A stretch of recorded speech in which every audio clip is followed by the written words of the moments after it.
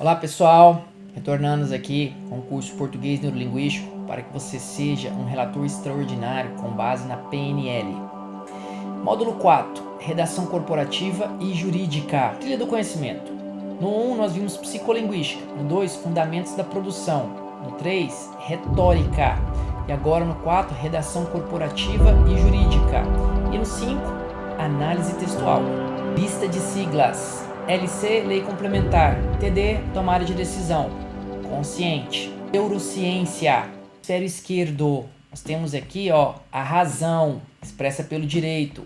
Nós temos as palavras, expressa pela formação lógica da expressão verbal.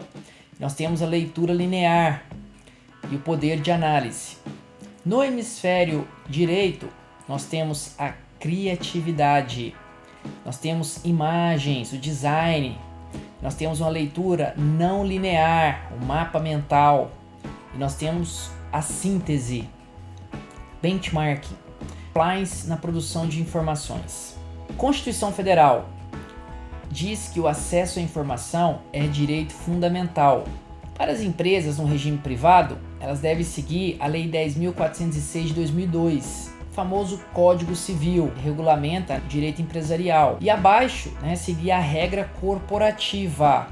Isso vai gerar o documento privado. Por outro lado, nós temos o regime público. Ele deve seguir a Lei 9784 de 99, que fala sobre o processo administrativo federal, e também o manual de redação pertinente ao órgão. Isso vai gerar um documento público. Documento. O que é isso? A NBR 6023 ela define e diz que é qualquer suporte, incluindo impressos, manuscritos e registros eletrônicos, entre outros, que contenha informação registrada, formando uma unidade que possa servir para consulta, estudo, prova. Em síntese, ele é um suporte. Redação jurídica. Nesse contexto, qual documento destacar? Essa doutrina aqui eu trago o conceito de parecer, e diz que é o ato pelo qual os órgãos consultivos da administração emitem opinião sobre assuntos técnicos ou jurídicos de sua competência. E eu alerto que recentemente o direito expressou por meio de lei que o erro grosseiro do parecerista vai gerar responsabilização. Elementos informacionais, produção documental nas empresas. O documento privado. Quais são os elementos? O que? Tem que ter um objeto possível, lícito. Quem?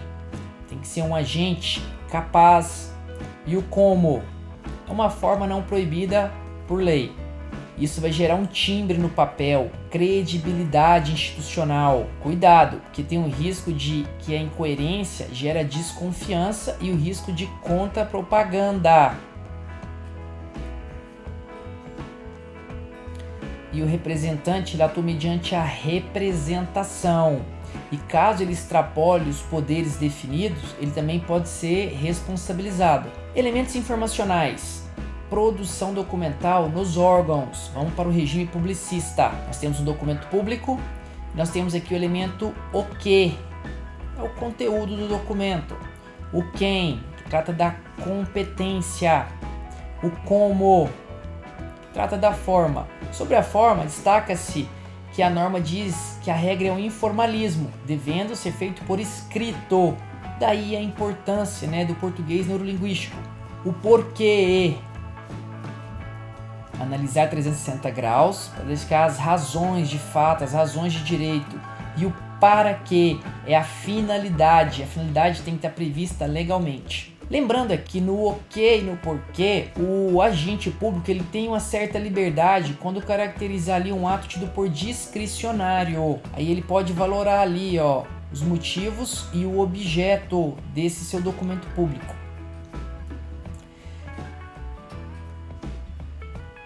Esse mesmo agente ali, representando o órgão ali, com papel timbrado, a credibilidade institucional, ele vai agir mediante a teoria do órgão e vai ser a imputação, ou seja, vai gerar um instituto que chama responsabilidade civil. Essa responsabilidade vai ter que ser exigida perante o órgão.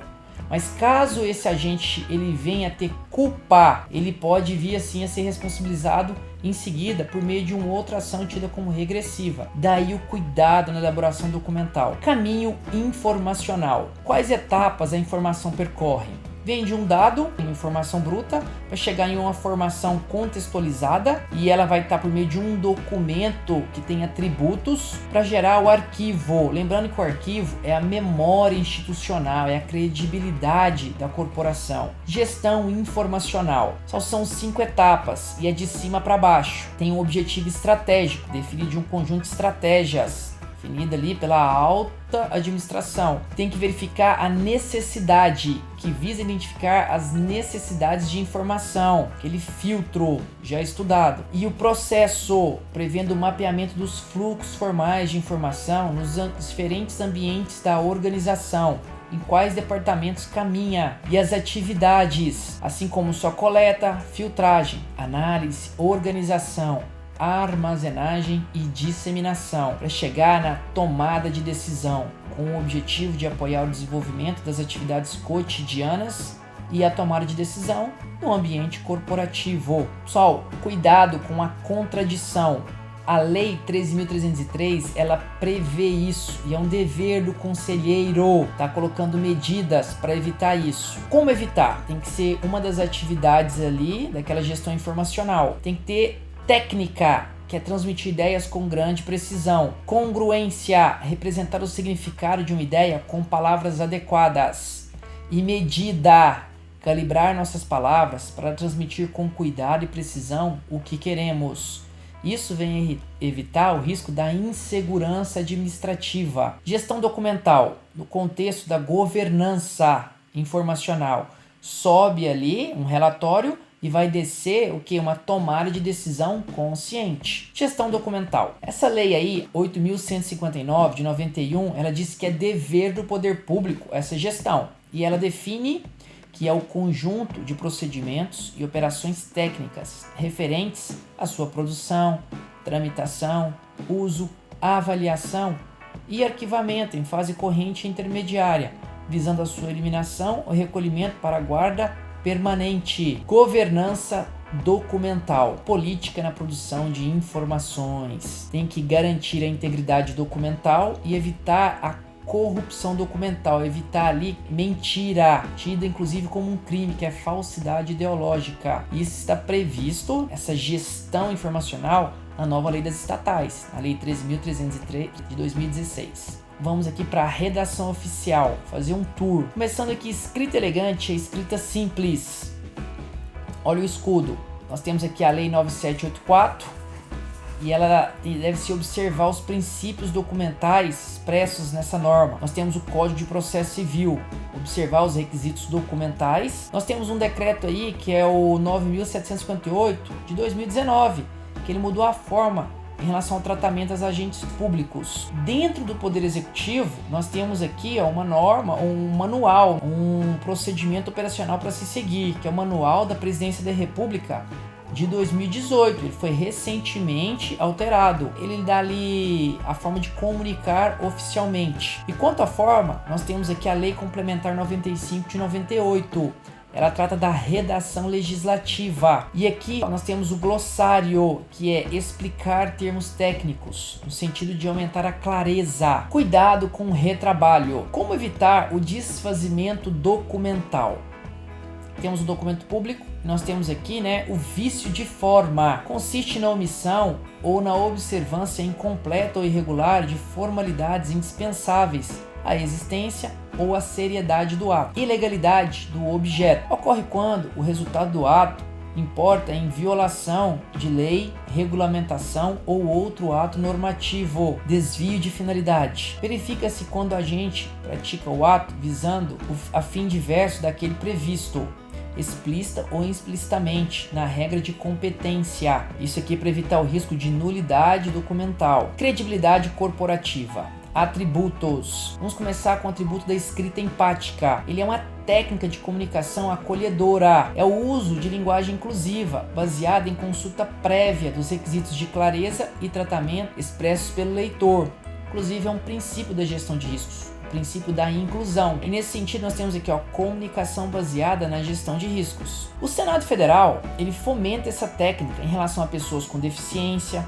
com doenças, de etnias diversas, para combater preconceitos, confiabilidade, dever com a verdade, veracidade de seu conteúdo no momento de produção do documento. O documento, ele diz ser o que é, apresentando-se livre de adulterações. Integridade é que se mantém da mesma forma como foi produzido e, portanto, apresenta o mesmo grau de confiabilidade que tinha no momento de sua produção. O risco aqui, ó, da inexistência dos motivos se verifica quando a matéria, de fato ou de direito, em que se fundamenta o ato é materialmente inexistente ou juridicamente inadequada ao resultado obtido. A autenticidade vem de autor. É o dever com a substancialidade, o sujeito, o substantivo. Então é que ela diz sobre a legitimidade do autor do documento. A autoria é atestada, indicando a atribuição de fé na origem. O documento público, ele deve ter a assinatura da autoridade responsável. Alerta que a incompetência, ela fica caracterizada quando o ato não se incluir nas atribuições legais do agente que o praticou. Valor agregado. Objetivo, transmitir conhecimento, para que você tenha o conhecimento entendido. Então nós vamos ter um produto que é o documento, uma entrada que é informação não tratada. Nesse ciclo de produção, a valoração. E nós temos aqui a primária ou imediato, que trata aqui, né, de um valor imediato, que é o administrativo e o jurídico. É a primeira função que aquele documento tem. Então, por exemplo, se for autorizar uma despesa, é nesse sentido. Nós temos aqui a valoração secundária, e é o valor que é informativo, registros de informações sobre pessoas, lugares, objetos, fatos ou fenômenos que aconteceram e que se pretende preservar. No caso aqui é quem autorizou o gasto, o órgão, qual que é o objeto adquirido, certo? Ciclo de melhoria, garantia de qualidade na produção textual. Recorremos aqui à ISO 9001, que fala da gestão da qualidade. E no primeiro momento aqui, vamos rememorar o planejamento. No módulo 1 nós falamos de psicolinguística. E um segundo, né, da execução, nós temos aqui, ó, as técnicas dos fundamentos e da retórica. E aqui, ó, num terceiro momento, nós temos a revisão, que é o que? É uma análise tática. Para quê? Para que nós tenhamos uma melhoria, um crescimento corporativo e gerar credibilidade estratégica. Isso aí é na teoria, é planejar antes de executar o relatório. Mas vamos ver como é que é na prática. Governança documental. Nós temos ali um escritor que está atolado de relatórios para entregar e nesse nível operacional ele vai emitindo seus produtos. Vai chegar num outro nível e esse leitor ele já vai usar ali um filtro. Ele tem o que? Uma visão tática, ele é o revisor. Aí em seguida, antes de ir para o cérebro da companhia, talvez a companhia tenha essa medida aqui. Nós temos aqui um outro revisor, que geralmente é muito pela auditoria, né, ou pelo fiscal. E aqui é muito comum de verificar que muitos relatórios não passaram pelo crivo do planejamento, e é o que a gente chama de planejamento posterior. Então uma incoerência aí. Aí esse documento ele vai subir para o nível estratégico, que é o que? Resultados estratégicos. Melhoria. Aqui cito só um exemplo, olha que é o manual de elaboração de relatórios e servidores que enviaram sugestões. Sávio Luiz Pereira Nascimento, contribuindo para o crescimento institucional. Vamos agora para o hemisfério direito. Apresentação gráfica. Técnica de infográfico. Nós temos aqui uma metodologia tradicional ou burocrática. Exemplo. O objetivo é transmitir conhecimento de forma clara, para que o leitor possa assimilar a informação de forma certeira. Para isso, baseia-se na cadeia de valor. Uma técnica de separar o processo de produção em entradas, atividades de transformação e saídas. No caso, as saídas são os documentos, os quais devem receber atividade como adição de valor para cumprir com o objetivo. Para ser bem avaliado, um documento deve apresentar dois tipos de valores: o valor primário ou administrativo e o valor secundário ou informativo. Iconográfico ou moderno, gerencial. Nós temos aqui um infográfico, uma informação que é a de entrada, uma de processamento e uma de saída. E aqui, né, o objetivo atingido. Lembrando que no primeiro método nós cronometramos e gastamos uma média ali de 32 segundos. E no segundo nós gastamos uma média de 17 segundos, quase a metade do tempo. Isso chega numa técnica que chama Design Thinking. Lembrando que nós temos aqui, ó, uma norma e ela fala desse princípio do contraste da PNL.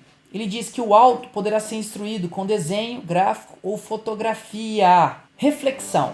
Design não é o que vemos ou sentimos. Design é como funciona. Steve Jobs. Design Thinking. Pessoal, desenhar documentos corporativos. Essa é a tendência. Metodologia de modelagem de processos, centrada no ser humano, marcada pela interatividade e dirigida para as possibilidades. Apropriada para entender profundamente as reais pessoas envolvidas, situações de existir poucos dados relevantes para analisar, situações de incerteza e prospectar e obter um acordo. Então, esses são os elementos aí dessa técnica Design Thinking. Só a gente encerra aqui esse módulo, eu deixo o meu até mais, lembrando para deixar o português neurolinguístico aí durante a sua escrita. E no próximo módulo preparamos um conteúdo excepcional sobre análise textual 3D. Ele é mais que um módulo, é uma obra de arte. Então, você sabe como funciona o cérebro do analista textual? Nos vemos lá.